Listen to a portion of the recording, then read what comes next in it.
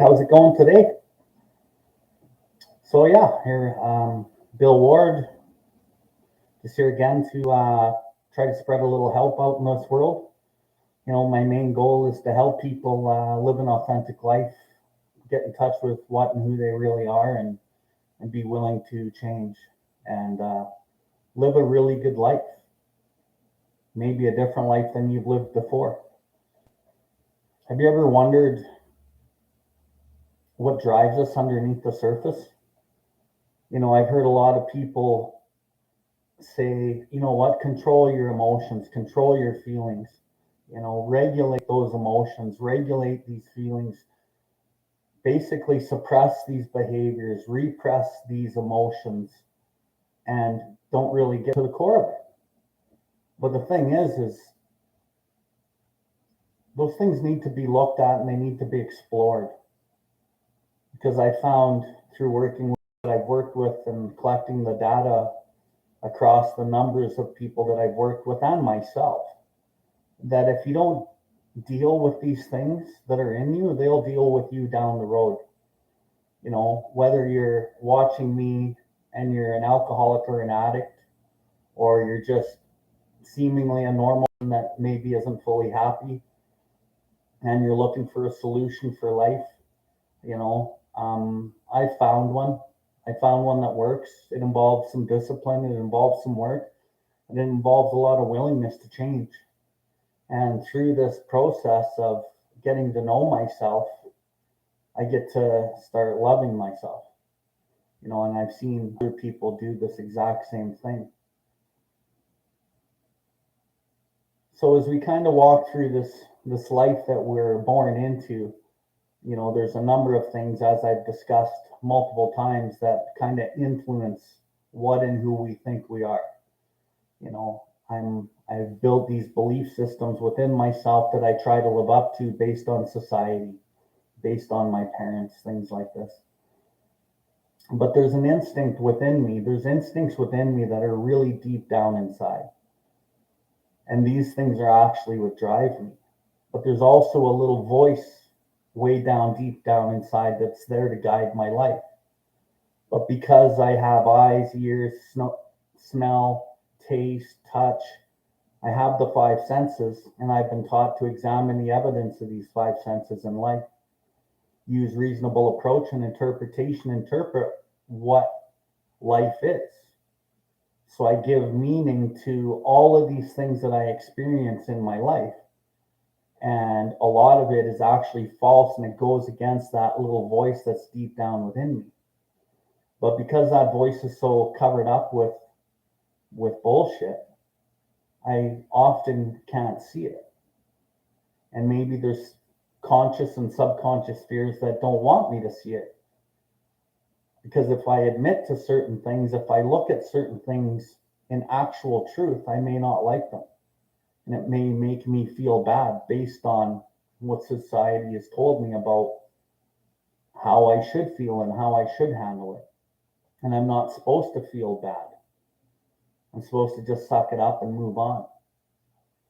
But that attitude and the theory of just sucking it up and moving on is, it's killing a lot of people. And the way that our world is right now, it's amped up its damage to the individual. My dad and I were talking earlier. He's helped a lot of people in his life too. And he was on his way to go do some of that right now. So we had a chat before he left, and we were talking about, what is a man? What is a woman? What makes us what we're supposed to be? What type of ideals and concepts and opinions have I absorbed and then made myself try to live up to those things? But they don't actually do anything really good deep down within me. There's a sense of relief that I get from maybe obtaining some of these things once in a while, but it never really fixes the problem. Wherever I go, and I'm still me. Most people behind closed doors, they're, a lot of people, I'm not going to say most, but a lot of people behind closed doors, they're not really happy with their life or who they are. And in my opinion, through the experience that I've had working with people, is they've never been able to be who they're supposed to be. Most of us try to live up to a version of ourselves that we're taught to live up to based on societal pressures and belief systems and peer pressures based on their societal belief systems. And I think a lot of these things stem from a deeper part of us. And that's kind of what I'm going to get into today. I was thinking about what did I want to talk about today? I was meditating on it and a couple of things came up. One of them was relationships. Today my relationships with all the people in my life are top shelf. I'm not saying that I don't mess up every now and then and have to make an apology or make an amend. But I can tell you with my 3 daughters, they look up to me today. They come to me and ask me for genuine help in a principled way where they're looking to be the best woman or young lady they can. They're trying to avoid acting out in resentment or anger and fear. They're trying to learn about themselves and navigate life in a totally different way. And I didn't impress this upon them. I did early in my self-examination path, I did. But it actually blew up in my face. So I had to just take my hands off. And I read a book, twice I've read this book. It's called Seed of the Soul. And it gave me a lot of insight on every individual's journey on earth. And it really, really helped me just kind of let my daughters be them. I took the theory that they're not my kids. They're God's kids, they're Creator's kids. They're their own people. And all I can do as their father, they're just a gift to me, and I can just try to be there for them and be the best version of myself that I can so that they can become the best version of themselves that they can. We have an energetic connection that's deep because I'm their father. And, I think the energy of love is far more powerful in our society than the energy of fear or pride or hate and a lot of these other low level vibrations that we give off. They actually create more low level vibrations, right? Force creates counterforce. Force needs to be fed energy constantly. If I beak off and yell at you, you're going to beak off and defend yourself and yell at me, and we get nowhere. But if you're beaking off at me and I defend myself with love and kindness towards you and understanding, then eventually that will wear you down. Love wears down force and pride because love needs nothing. It's full, it's complete, and it needs nothing. And that is, the upper levels of consciousness, the higher vibrations. But I think to get there, you gotta do work. The theory that I have is just because you pray and meditate or go and do yoga, in my opinion, that's great. But there's so many subconscious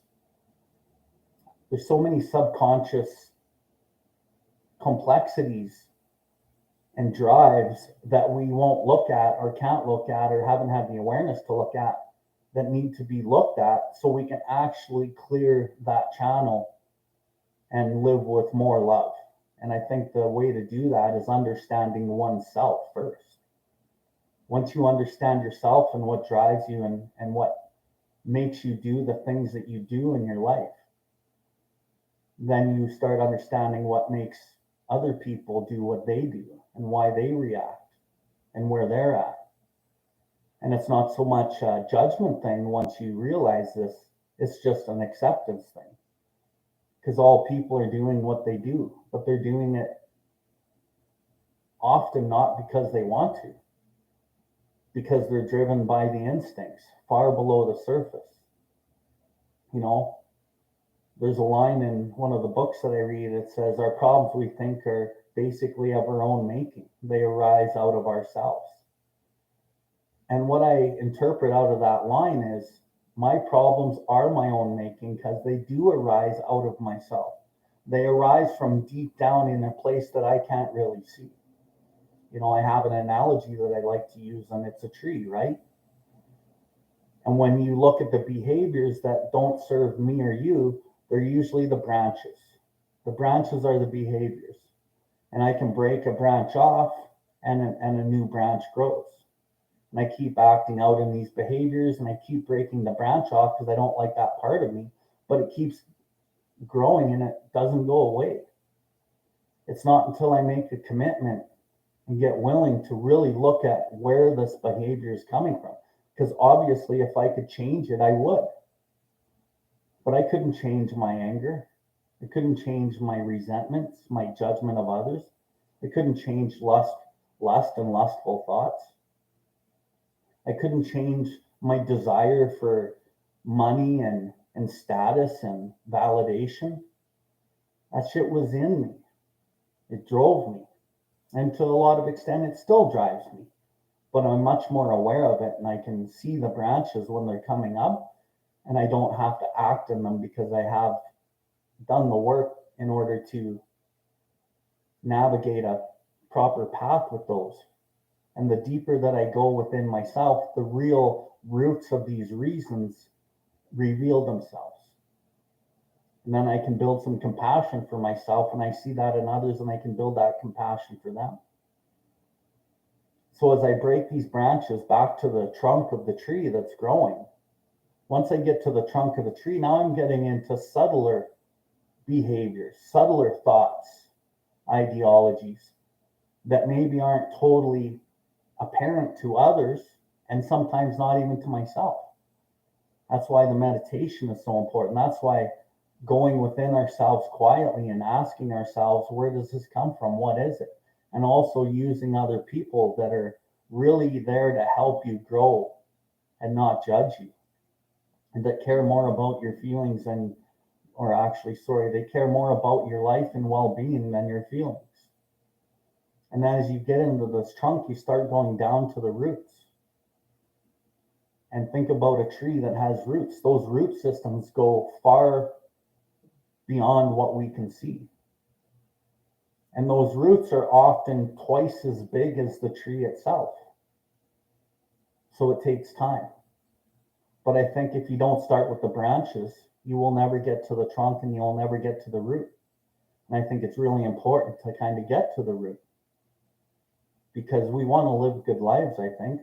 You know, people want to live with love and kindness and compassion. When you really get down to the nuts and bolts of what a person really wants to be, it's all based in love and kindness.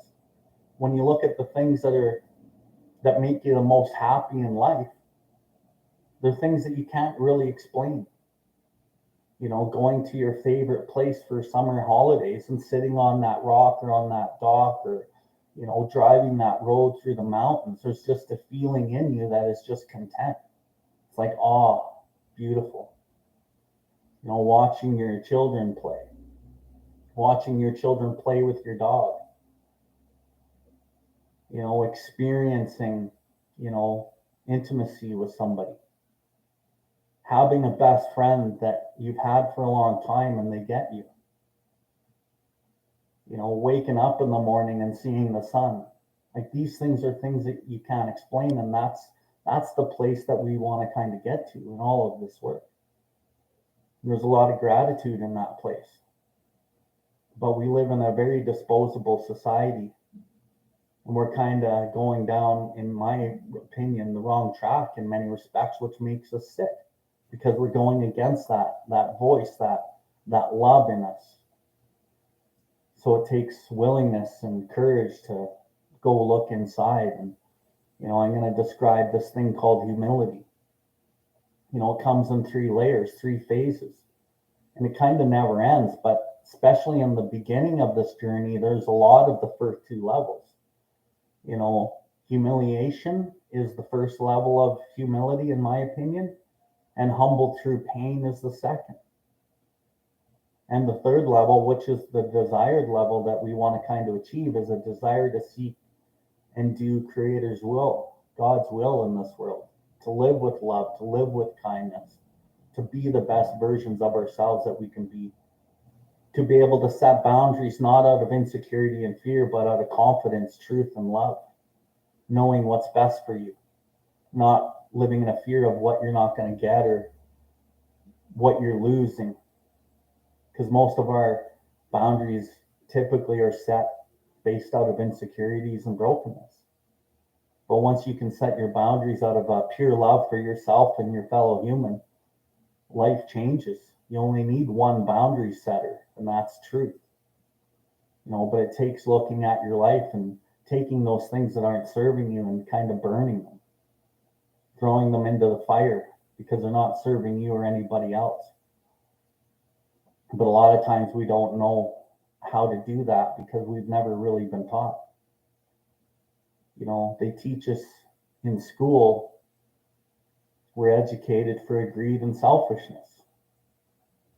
Our society educates us for status validation and to watch out for ourselves only, and to kind of trample on people to get what we need or want, to always stand up for our beliefs and speak against what we think is wrong. And how many times have we spoke up against something that was wrong and we realized that, maybe that was right. I think there's a better way. Once you find truth within yourself, once you understand some of the inner workings of how you work, a lot of these self-destructive behaviors that we're blind to reveal themselves, and if we're willing, we can change it. And with me, I've had to use a power greater than myself. I've had to use Creator to really, really help me, because those things are deep rooted in me. And when I say Creator, I mean love and forgiveness is what my Creator are. So I ask every morning for love and forgiveness, compassion, protection, guidance, clarity. And then I do my best to implement that. And like I said, am I perfect at it? Geez, no. But I do try pretty hard. And I help others get in touch with that as well. So today I picked a reading out of the 12 Steps and 12 Traditions. It's a book that's put out by the organization Alcoholics Anonymous. And this book has helped me considerably. And for anyone here who's watching that's not an alcoholic or an addict, it doesn't matter. Because even with the alcoholic and addict, they're not drinking and using drugs because that's the problem. They're drinking and using drugs because the problem is deeper. And it's based in the instincts, what we're going to read today.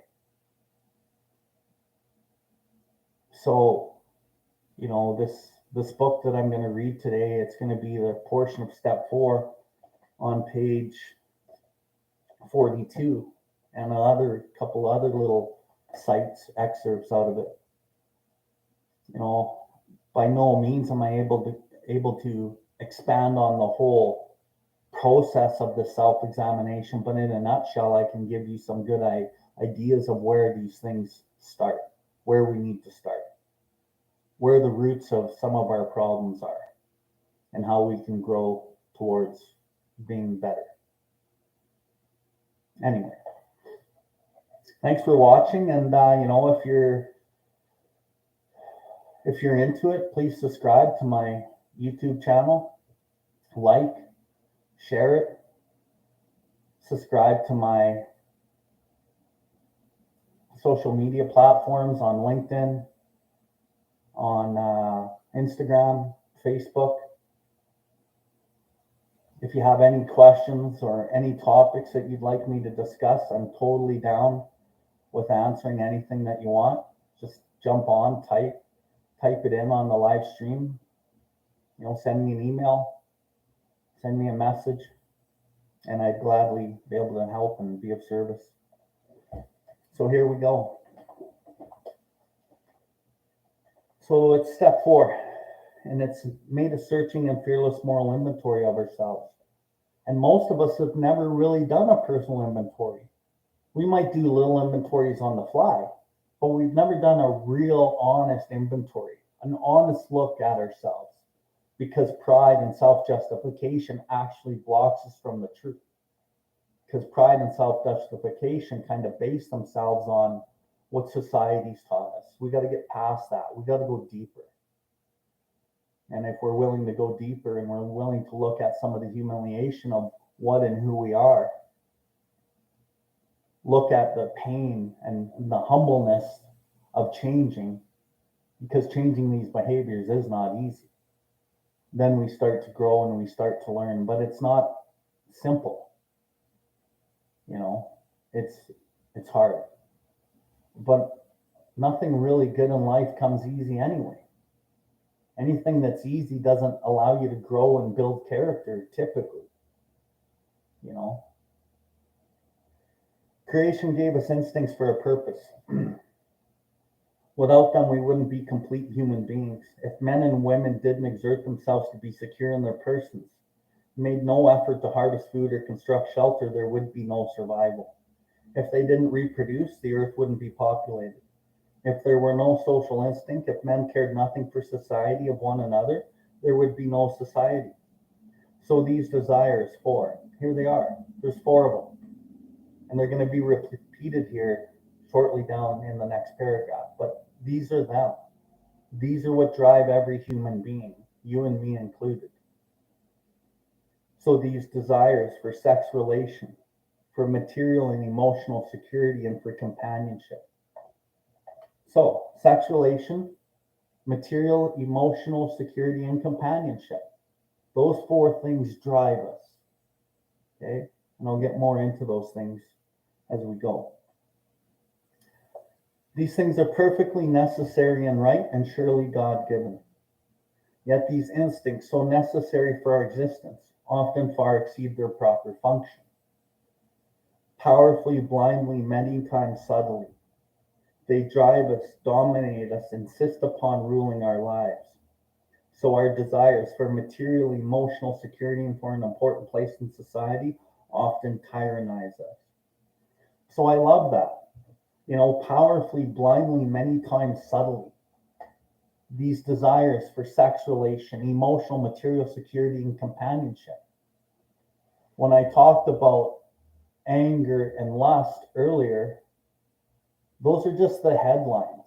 Underneath anger masks these instincts that we're really that we're frustrated that we haven't gotten or we don't know how to get. Lust is, basically based in emotional security. We're really looking for connection. But we've trained ourselves to just be lustful. But it's so much deeper than just anger or lust. And when we look at these things powerfully, blindly, many times subtly, they drive us, dominate us, insist upon ruling our lives. So, there's a lot of women out there and that they pursue relationships like crazy. And they'll throw the wind of their own authenticity and kind of settle for whatever it is they need to settle for, because the instinct for companionship and for emotional security and for material security, for security in general, is so powerful that it makes many women go against the truth of who they are. And men are the exact same way. Men will throw to the winds their own authentic truth and their own beliefs and their own journey of life to settle in a relationship with somebody that they know they shouldn't really be with. But so powerfully, that's powerful. Blindly, I can't even see this stuff. Many times subtly. Think about this. When you're sitting in a room and an attractive man or woman walks in, and maybe you're sitting with a bunch of friends and you're talking, and you're just having a good time. Everyone's being authentically truthful with who they are. And then an attractive person walks in the room. And then you change how you are. Maybe you even ignore your friends. Maybe you put on a bit of a show and, you sit differently, you act differently, you talk differently. Maybe you're pulling up your sleeve to show your watch. Maybe you start playing with your hair and pull out your mirror and look in your mirror to see how you look. Maybe you You do all these different behaviors that are powerfully, blindly, and subtly. You don't even know that you've changed in this moment. And there's many ways that this can happen. Same with anger. You can be totally happy and be in a good place, and then someone walks by you and says something, or you hear something on TV, or maybe your kid or your spouse says something or doesn't even say something, that maybe they use just action manipulation, like rolling their eyes, or walking out of the room on you, or ignoring you. And then you become frustrated because all you want to do is be heard. Powerfully, blindly, subtly, these things drive us, dominate us, insist upon ruling our life. There's many relationships that are based in this, and the cycle just keeps continuing. There's a lot of discord and no harmony in the relationship, and people can't get vulnerable and talk because of the cycle of pride, the cycle of fear, the cycle of trying to make each other happy, but in the wrong ways, because we're selling out our souls, ourselves. And this gets deep, So our desires for sex, material, and emotional security and for an important place in society often tyrannize us. And that's really important. So as these instincts, the roots, drive us, it's usually an issue of self. What am I not going to get, or what am I going to lose? I'm not going to get the love that I want. I'm trying to get this love. I'm trying to get this validation. Can't you just see me? Can't you just respect me? We all want love and respect. We all want to be secure in who we are, but society has taught us to be secure in who you are by what you have from the outside. And I think, learning how to be secure in who you are from the inside, getting authentic, living from a different place instead of fear, instead of judgment, instead of envy, you become self-supporting. And you're okay with who you are. And once you're okay with who you are, you're okay with how other people are. But that takes work, takes self-examination, looking at behaviors, starting to understand some of what I'm talking about today. And I'm just barely scratching the surface. But when I work one-on-one with people, or one-on small groups, we talk about this, and the real vulnerability comes out in people. And oftentimes they don't really want to admit these things because it hurts our own pride and what we're supposed to be. But unless we talk about it and then do something about it, that cycle will continue. And the relationships that we get into, if we don't work on these things and change who we are, we will attract the same type of relationship. And there's a saying, what you resist will always persist. What you're not looking at is always going to come up and deal with you. So when you look at the pattern of your relationships, has it always been kind of the same? Are you a fixer? Do you always try to fix people? And then you're left alone again? Because this cycle never actually produces fruit? Like, it's kind of looking at each individual has their own journey through life. And every individual has to look at their own behaviors and past, and look at the truth of what and who they are, what's not serving them, what's not serving them, and what's not serving other people. Because if you don't deal with it, it deals with you. And if you keep pushing it away and don't look at it, it keeps coming back, because it's a lesson. It's a lesson that's trying to teach you something about you. What you resist will always persist. If you don't learn the lesson, it gets pushed aside. But you know what? It never gets pushed aside. It keeps coming back in your life. It might be a different face, a little bit different circumstance, but the lesson is the same. And learning these lessons is not easy, because the deep subconscious, where these instincts go, just want what it wants. But it's trying to seek the validation within ourselves from these things from outside of ourselves when we need to seek validation from within ourselves first. But we can't do that unless we go inside. And we can't go to the deepest, darkest parts of ourselves, inside of ourselves, by ourselves. We have to have somebody take us, because we can rationalize and justify our actions and our inactions in our own life. And a lot of it is errant nonsense and bullshit. And when we justify, we're probably lying to ourselves in many respects, because our pride, subconscious, tells us we don't really want that pain. We don't really want to see that truth. So it takes great willingness and courage. Thus, when out of joint, man's natural desires cause him great trouble, practically all the trouble there is. No human being, however good, is exempt from these troubles. Nearly every serious emotional problem can be seen as a case of misdirected instinct. I love that. Nearly every serious emotional problem can be seen as a case of misdirected instinct. Okay, so what was some of my emotional problems? Well, anger. I would get angry in many different situations. It was my go-to. And it was an emotional deformity. But it was based in the instinct. A lot of it was based in the instinct for material security. I wanted to be secure in who I was in this world of material, with the right house and the right car and the right this and right that. And deep down inside, there was part of me that was frustrated because I wasn't able to achieve that. Or I was always comparing myself to somebody else, which made me shame myself on a deep subconscious level. And by not maybe obtaining some of these material desires, I would shame myself even more, because I'm trying to live up to a belief system that's not really mine. It's been indoctrinated to me in society.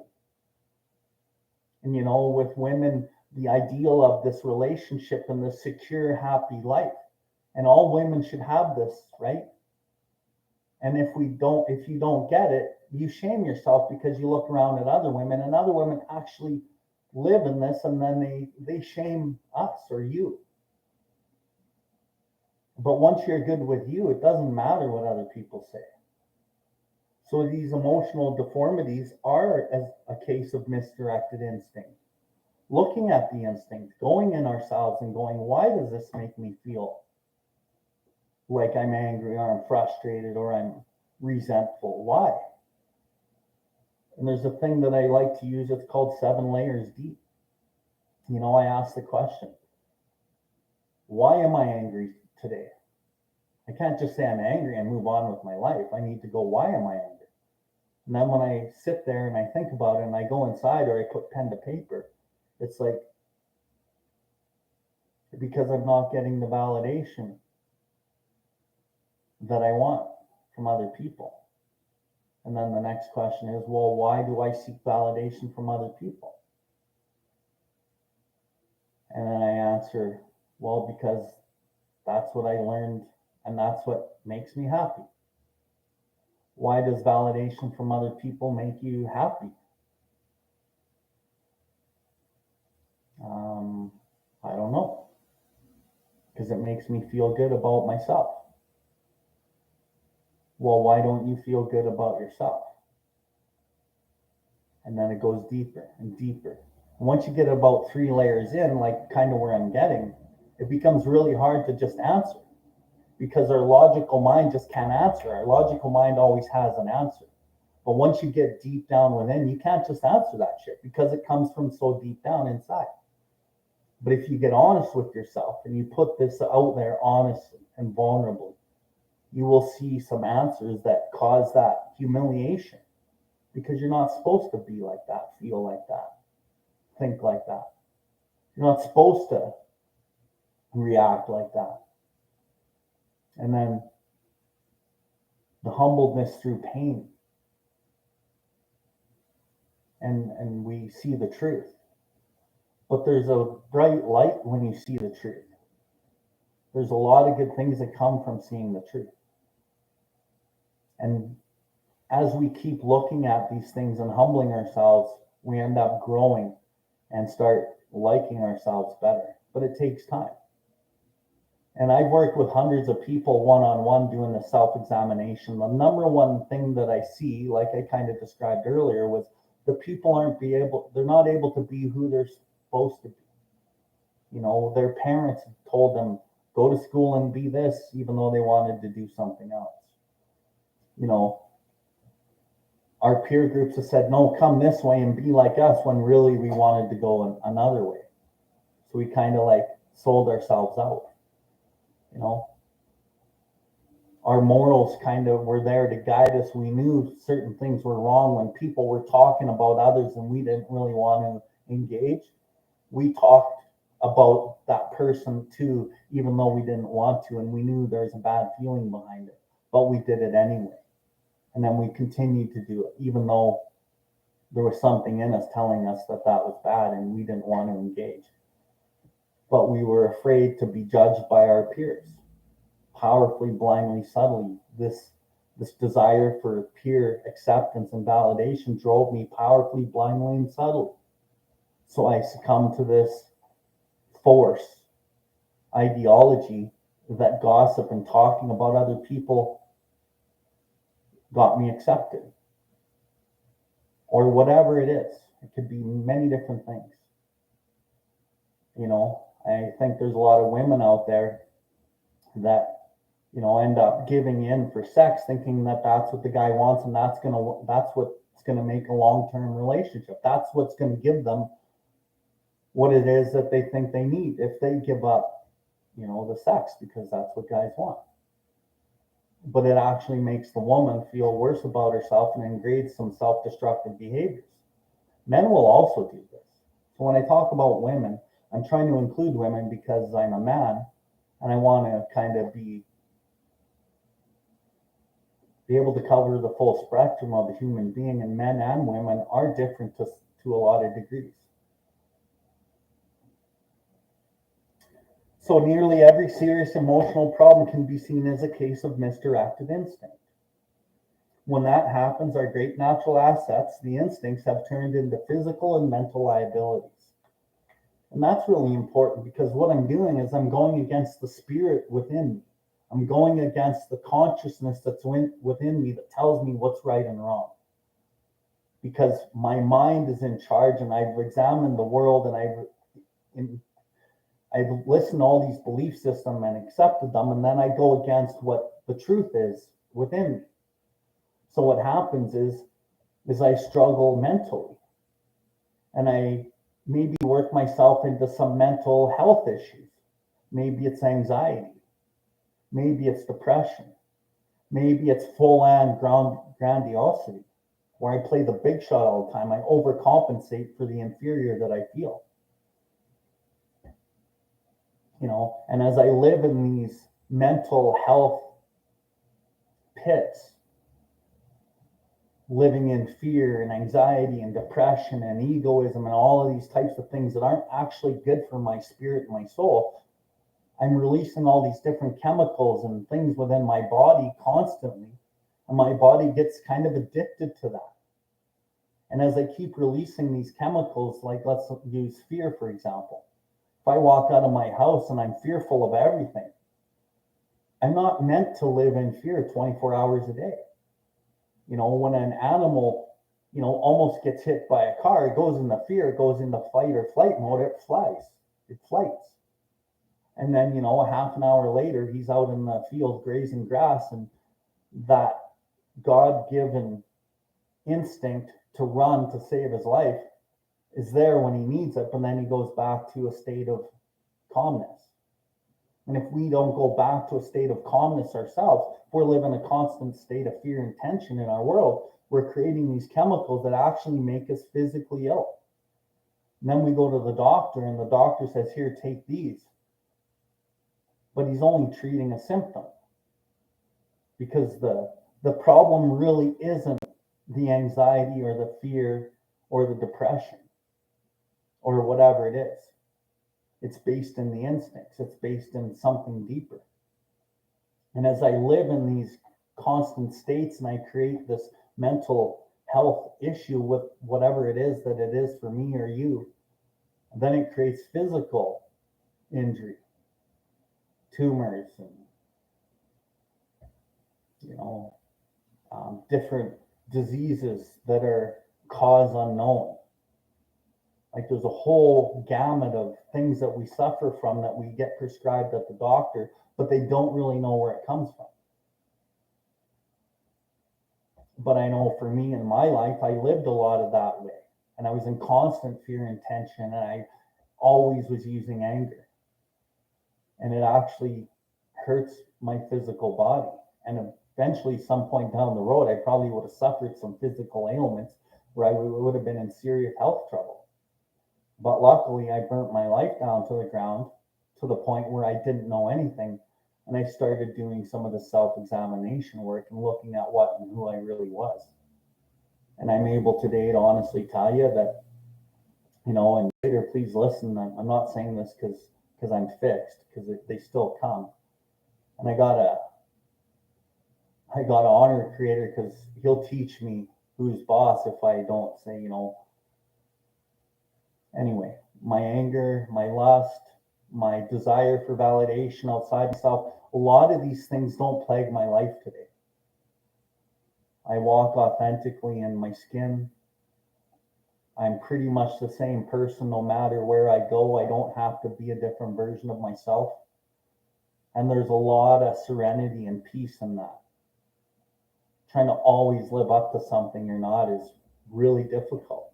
Trying to always say the right thing and fit in is really difficult. It takes a lot of energy. And it goes against me at a deep subconscious level, and I don't know it, which creates more fear and tension. So, really what I'm saying is let's focus on the spiritual component. When the spiritual malady is overcome, the spiritual sickness, then we straighten out mentally and physically.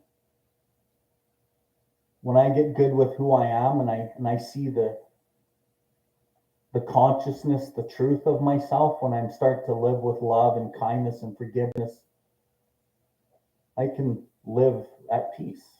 And I can walk out of the door and not live in fear and wonder what's going to happen. I can live in, wow, what a beautiful day. You know, look at those beautiful people. Engage in beautiful conversations and actually be present in the conversation and listen to what people are saying. You know, most conversations in our society are two people talking about themselves. There's no real conversation there. It's not a relationship. It's two people so centered in their own self and their own fears and their own self-pity or their own grandiosity, look at me, that nothing really gets accomplished. And it actually pushes people away. And think about that. When somebody's just talking about themselves and they don't really listen to you, there's no good feeling in that. It's the best feeling conversations are when somebody's engaged and they hear you and they accept you and they ask you questions about what it is that you're interested in or what you're talking about. And then they can do the same with you. Right? Those are the best relationships. That's based in love and vulnerability. You know, we're educated for selfishness and greed and validation, but we're actually wired for love and presence and forgiveness. But we've blotted out the love and presence and forgiveness for all of the things that we've learned. So this, what I'm telling you today isn't really about learning anything. It's about unlearning everything and getting back to that main thing that we're born to be, right? Love, kindness, forgiveness. I keep saying it. So anyway, so step 4, this is the 4th step in this 12-step program. So I'm a 12-step guy, but I also study other literature, but it all kind of says the same thing. It doesn't matter if it's the Seed of the Soul or the Untethered Soul or the book of Narcotics Anonymous or Wellbriety or even the Bible and the Quran. They're all saying the same things. They just say it differently. But I haven't found better literature to extrapolate on these principles than these books, the Big Book and the 12 and 12. So this is the step 4 component on a path of spiritual examination, spiritual growth. Step 4 is a vigorous and painstaking effort to discover what these liabilities in each of us have been and are. So step 4 is about a vigorous and painstaking effort to discover what these liabilities in each of us have been and are. So that's telling me a lot. I got to be vigorous about this, and it's painstaking. It's not going to be easy. There's going to be some pain in looking at the truth. I got to look at these liabilities that I'm using, these branches, these behaviors and emotions and ideas that aren't serving me and aren't serving my fellow man. Look at these things. Where do they come from? Vigorous means you look and you don't stop. Painstaking means it's going to hurt, but it's part of the process. And through looking and becoming willing and doing something different, we start healing these broken parts within us. To discover what these liabilities in each of us have been and are. That's really important. Have been, what are they now? What have they been and what are they today? What have they been in the past? What are they today? Let's go back and look at patterns. And it's best to do this inventory on pen and paper, kind of walking back through our life, looking at whatever the emotional deformity is. What is it that I'm suffering from? What action or what emotion or what self-pity, anger, violence, inferiority, validation. Let's look at the pain and suffering that this has caused myself and others. But I got to go back in time and look at my life also. How did my relationships with my mom and my dad and maybe my brothers, sisters, friends affect me to help develop some of this? And what are they today? How has it gotten to the point that it is today? We want to find out exactly how, when, and where our natural desires work us. Again, how, when, where. Most people won't really look in a rigorous way. And when I say rigorous, I mean accurate way.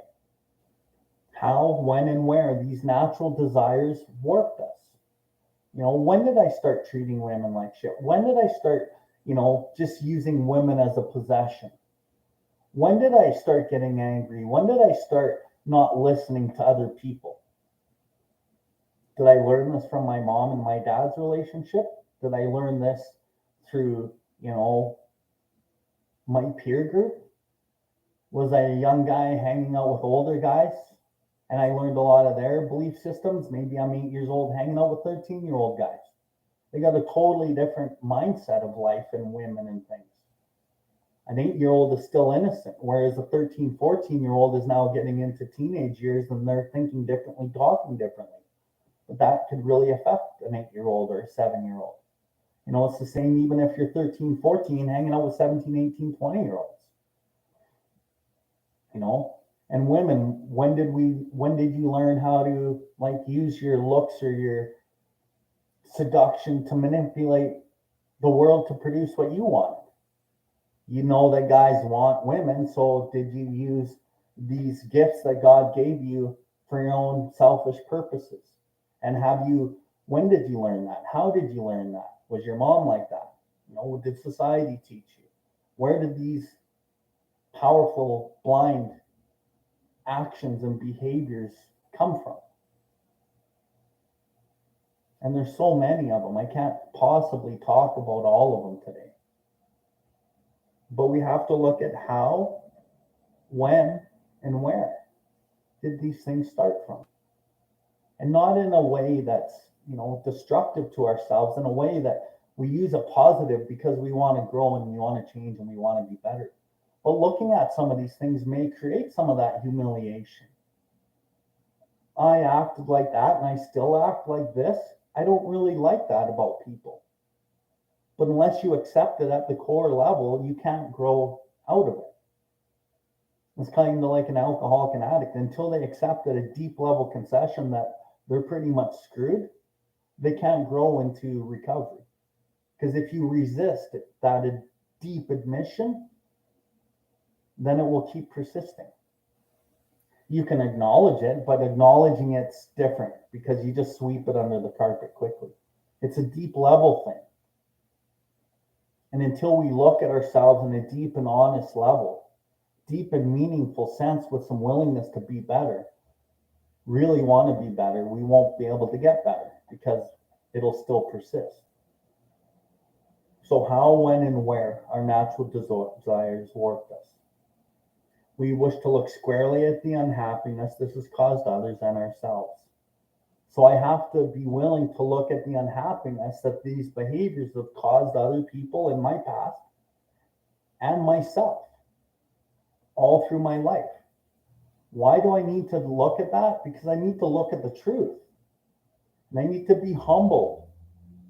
I need to feel the pain of what some of my behaviors are doing to other people and myself and how they're not serving me or you. Then I need to become willing to change, because if I'm not humbled properly in these areas, I won't change it. So it's really important to be humbled and looking at the pain and harm that we cause others and ourselves, and how these things don't serve us, and where these belief systems came from. I found most of these belief systems that I grew up with weren't even mine. But as I grew up in them, they were mine. But I didn't really understand that I was the fish in the water that didn't know any different. But once I was able to step away and go, holy shit, I don't actually even believe in some of this shit, because I had gotten in touch with the truth about myself. And then I could change my mind.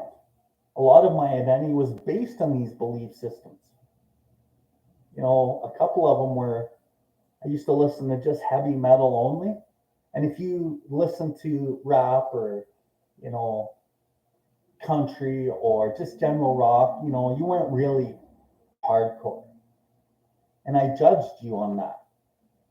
But it was basically just an insecurity in myself. But once I started listening to like house music and different electronic music and some industrial music and some blues, and my music mind expanded, and I opened my mind and I could accept anybody. And what I was actually doing when I was just only believed that metal was the way is I held myself in a little box. And that's the same with vehicles, trucks. I used to think that Chevy trucks were the best trucks or Dodge trucks were the best. I switched back and forth. But I held myself in a box and I didn't give myself the open-minded to see what else was out there, because I had built these walls in my life that held me in a box. And that's the same in my relationships. It's the same in my judgments of the world, judgments of you, my judgments of races. Like my deepest prejudice when I was growing up was against First Nations. I avoided First Nations people like crazy, but I was one. But it had been brought up in a world that didn't look highly at First Nations. And when I looked around the city, I would see a lot of our people struggling and using substances, but I didn't understand anything. But I built these belief systems and I wouldn't believe anything else because I didn't know anything else. But by opening my mind, I can learn and I can accept and I can change. And changing some of these belief systems is humiliating and humbling through pain also. Like this journey of humiliation and humbling through pain, it's pretty intense. But if you're open-minded enough to really look at these things, there's so much freedom in it. And then you can become who you truly meant to be, because these belief systems hold me in a box and allows me not to be who I'm supposed to be.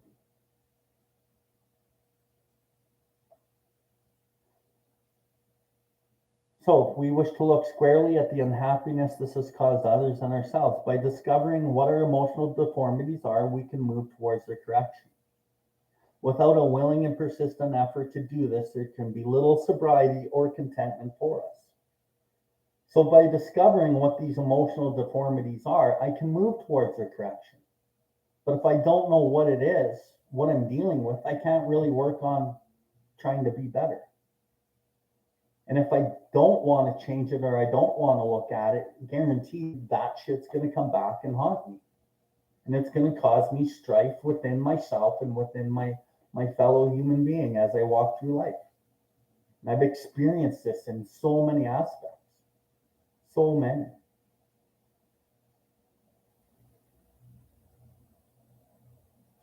There will be little sobriety or contentment for us if we're not willing, persistent to do this. So I got to stay willing to keep moving forward on this commitment that I've made to change, regardless of the pain, regardless of what I'm going to lose or what I'm not going to get. I stay consistent, persistent to the commitment. And through that, if you're an alcoholic or addict, you will achieve sobriety. I'm past removal of substance. I'm looking for contentment, emotional sobriety. And I found a lot of emotional sobriety in working through this pain and doing the self-examination and really looking deeply at the instincts and what behaviors manifest from the instincts and trying to change them. But like I said at the beginning, I couldn't just change myself. I could have moral and philosophical convictions. I could want to be different. I could read all these self-help books, but I couldn't change even though I wanted to. I had to really go deep within, and I had to rely on a power. This power that I talk about has changed my life in so many ways. I can't imagine living without this power. The power that I used to live with was false power. And it ended up making me feel really shitty. Today I use real power, real source energy, and I feel good most of the time. Of course, I'm human and I suffer from a human condition at times. But the awareness that I have with a willingness to look at myself and bring my creator into my life really helps guide me in a good way.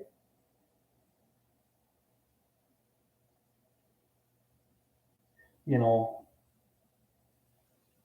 I'll finish with this. It's on 43 at the bottom of the page. And there's other things that I wanted to get to today, but I don't want to go too long on this live stream. And I got other things I need to do today that are very important. This week's a big week for me. How frequently we see a frightened human being determined to depend completely upon a stronger person for guidance and protection. This weak one, failing to meet life's responsibilities with his own resources, never grows up. Disillusionment and helplessness are his lot. In time, all his protectors either flee or die, and he is once more left alone and afraid. And to tie that in, demands made upon other people for too much attention, protection, and love can only invite domination or revulsion into protectors themselves. Every time a person imposes his instincts unreasonably upon others, unhappiness follows. So these are two more pieces out of this 12 and 12 step 4 on page 44. So we do frequently see these frightened human beings, even though they may not know they're frightened. People don't really understand fear. When you get into the depths of what fear is and how it really drives us powerfully, blindly, and subtly, it drives us and controls our lives, really. All my behaviors and actions in my life are usually derivative from a fear. Once we get into the depth of this, we can see what I'm talking about. So we see these people, other human beings, determined to depend completely upon stronger people for guidance and protection and security. Men and women do this with partners. People do this at work. They're afraid to step into their own, and they hide behind others because they're secure and they kind of fit into that role. This weak one, failing to meet life's responsibilities on his own resources, never grows up. Disillusionment and helplessness are his lot. In time, all his protectors flee or die, and he is once more left alone and afraid. So I have to learn how to, dig in and find my own resources. If I fail to meet life's responsibility on my own resources, People will leave me at some point anyway. I need to make a relationship with something greater than myself, because all people at some point are going to leave me. And if I keep acting in self, if I keep acting in these insecurities, I will push people away, and I will once more be left alone and afraid. So I have a resource that's in here.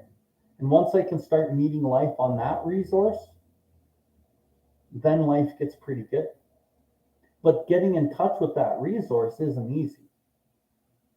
It takes what I talked about this whole session, a willingness to go within and see the false resources that I've been relying on. And it's not authentic truth. It's not vulnerability. It's not love. It's not kindness. It's fear. It's resentment. It's validation. I need to be able to validate myself, through my own resource that's deep down within me, right in here. Once I can get there and I rise my water level, then I will attract that higher water level. But until I get the awareness to see these things, I won't be able to change. And so many people live these lives of,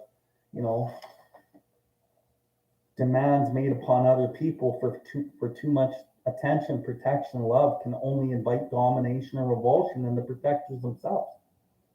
If I'm out there trying to impose too much on you for attention and love, I actually only invite domination from you or revulsion. You're going to get sick of it. You're going to get revolted and be like, fuck, that's pathetic. Or you're going to fucking take it in another aspect and dominate me. And then I succumb and I'm selling my soul again for something outside myself, thinking that this is going to make me happy, but it never really does, because I'm dishonoring my own self. And then I create more shame. So I'll be doing more of these sessions as we go. This was kind of, what came to me today. If you'd like any more of my recovery content or self-examination, motivational content to try to help us change and pack into the stream of life good things, you know what? I have lots of content. If you'd want to know specifically about a topic, or you want me to talk about a topic, whether it be in recovery, the steps, motivation, change, emotional deformities, defects of character, what's happening on in life, how to navigate life, your own personal struggles, your own personal things that are going great, anything. I'm here to listen. But again, I'll ask you to subscribe, follow me, YouTube, subscribe to my channel, Instagram, Billwardlife First Nations and Billwardlife. I have two accounts, very similar content, but LinkedIn, Bill Ward, Calgary. Facebook, Changemaker Bill Ward, or Bill Ward Changemaker. I'm also on Twitter at Billwardlife. Thinking about maybe jumping on TikTok, trying to gain some traction in TikTok, as I want to carry this message to the world to the best of my ability. Doing it one moment at a time, one day at a time, one little step at a time, relying on my Creator's guidance. So, you know what? I'm stoked about what we did today. I got some other things to do, so I'm going to say peace out. And I thank you for joining me today, and look forward to the next episode. I'll probably do another one this week. Thanks.